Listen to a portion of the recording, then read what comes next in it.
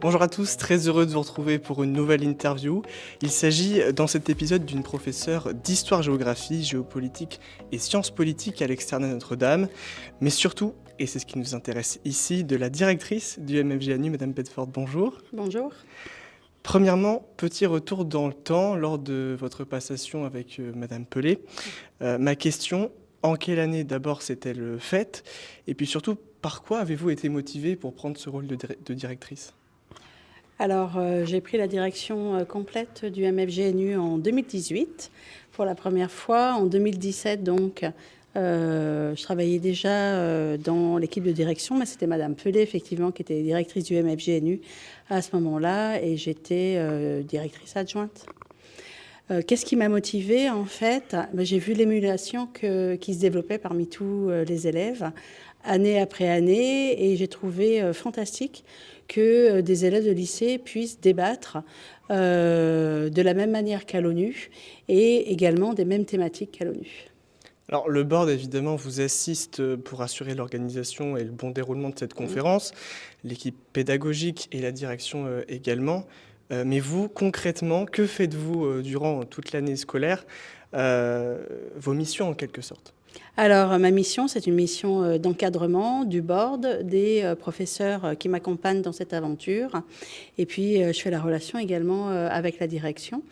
Et donc, je fais également la relation avec les différents établissements qui participent au MFJNU. J'organise la PEMUN. Avec donc les élèves de l'externat, et puis je raccroche le tout donc aux préparations qui sont faites dans les différents établissements qui participent à la conférence. Donc grosso modo, je chapeaute 600 personnes. Pas simple. Vous avez une double casquette, celle d'enseignante donc et de directrice. Comment gérez-vous ce ratio au niveau du temps notamment? J'imagine que maintenant c'est beaucoup plus simple qu'au départ, mais bah, il y a peut-être quand même quelques trucs qui sont compliqués. Alors c'est une question d'organisation tout simplement. Une question d'organisation, donc les deux en fait se complètent en réalité, puisque le MFJNU parle beaucoup de géopolitique et de sciences politiques, et je l'enseigne aussi en AGGSP. Et donc, je suis la directrice du MFJNU, mais également professeure. Alors oui, je travaille beaucoup. Concernant les étudiants qui participent à cette conférence, comment le MFJNU justement contribue-t-il à leur formation et leur développement finalement? Alors cette conférence participe également, il me semble, au développement personnel des élèves.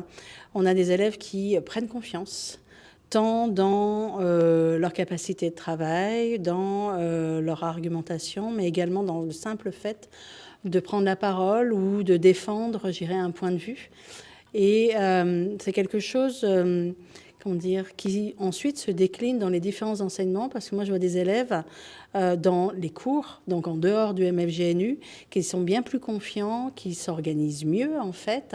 Donc je trouve que le bénéfice, il est visible déjà là, beaucoup. Et puis par ailleurs, en fait, ce sont des élèves qui vont poursuivre pour un certain nombre, pas tous, loin de là, mais pour un certain nombre, ils vont poursuivre justement vers la diplomatie ou le droit international. Donc je peux dire que le MFJNU crée parfois des vocations. Justement, comment le MFJNU se distingue-t-il des autres modèles MUN? Quels sont ses points forts, ses spécificités? Alors, la grosse spécificité, c'est que le MFJNU est une conférence qui est labellisée FIMUN, du nom de la première conférence MUN qui a été créée en Europe, la FIMUN, qui existe toujours d'ailleurs et qui officie à La Haye aux Pays-Bas. La FIMUN était déjà reconnue d'utilité publique par l'ONU et il y a eu l'idée effectivement de créer un réseau FIMUN à travers le monde et de reconnaître, de distinguer les conférences qui, d'une part, officient et se développent comme à l'ONU, c'est-à-dire que les élèves se transforment, entre guillemets, vraiment en diplomates durant l'espace de ces 3 jours, dans l'espace de ces 3 jours de conférence. Donc, avoir le label FIMUN permet donc de faire de la conférence du MFJNU une conférence qui est reconnue d'utilité publique par l'ONU. On est la seule conférence francophone en France à avoir ce label. Donc, c'est quelque Une chose de sorte de beau. vraie reconnaissance à l'international. C'est une vraie donc. reconnaissance à l'international, effectivement. Alors, on y vient. Que pouvez-vous dire d'ores et déjà sur cette 14e édition de la conférence MFGNU? Faites-vous face à certains défis pour l'organisation de la conférence? Alors, des défis, il y en a toujours, des défis de temps. Il faut tenir le calendrier. Il y a toujours des défis de communication.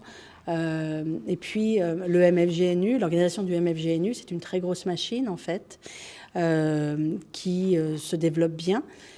C'est un an de travail. Alors, il n'y a pas que moi qui travaille, loin de là. Il y a également les élèves qui figurent dans le board organisateur de la conférence et qui créent ces 3 jours de conférence de toutes pièces.